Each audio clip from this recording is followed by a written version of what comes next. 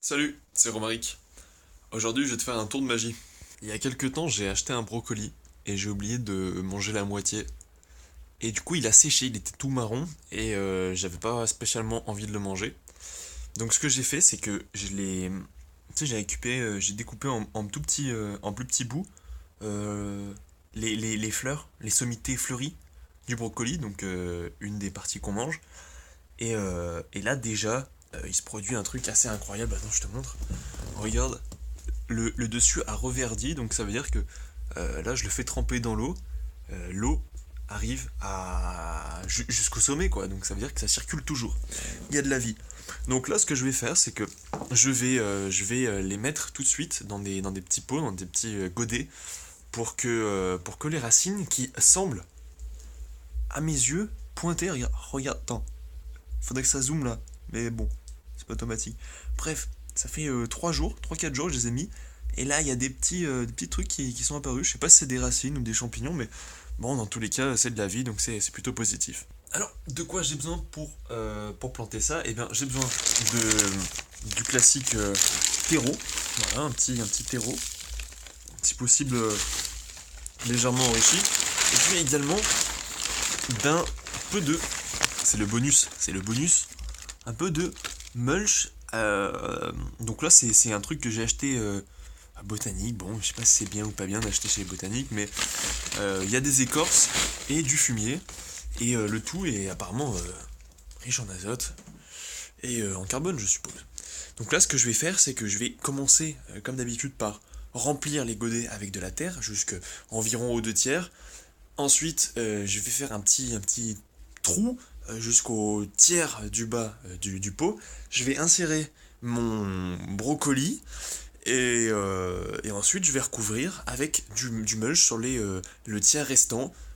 Puis je vais arroser tout au long, humidifier le terreau, puis arroser pour que les racines puissent se développer facilement et que déjà les nutriments, enfin plutôt le carbone et l'azote qui étaient dans le fumier puissent commencer à dégouliner pour atteindre le terreau et être stocké là. Donc faut pas du tout inonder la chose parce que sinon c'est le carbone, l'azote, etc. vont finir dans l'eau et vont couler, vont stagner si tu veux dans la coupelle qui est en dessous. Donc je t'invite à humidifier mais à pas détremper, à pas faire couler l'eau. Voilà. Voilà, donc là je suis à l'étape où j'ai mis les brocolis dans les 2 tiers de terreau à l'intérieur. Puis d'ailleurs, là, j'ai complété parce que j'avais que 8. J'ai sorti 9 pots et j'avais que 8 têtes de brocolis. J'ai mis un pané, vraiment que le sommet d'un pané qui est en train de repartir. Voilà, j'ai coupé le carré sur environ 1 cm. Donc c'est dire, ça repart avec rien. Et là, j'ai fait la même chose avec des choux raves et avec d'autres trucs dont je me souviens plus le nom. Mais ça marche trop bien. Bon, bah là je vais tester, je vais voir ce que ça donne. Bien sûr, le pané c'est une racine, il faudrait que je le remplante assez rapidement, je suppose.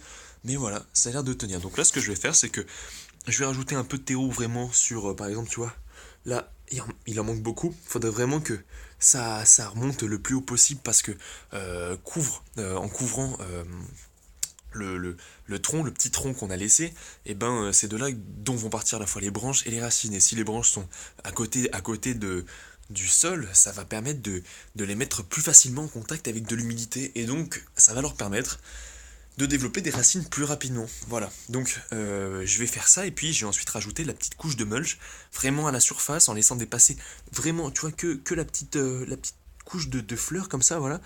Et je vais mettre du mulch pour que déjà je garde de l'humidité et que j'ai moins à les arroser et puis aussi pour leur fournir cet apport d'azote et de carbone. Tiens, j'en profite pour faire une petite parenthèse sur le protocole expérimental que j'essaie d'appliquer avec tout comment dire, mon amateurisme, si tu veux.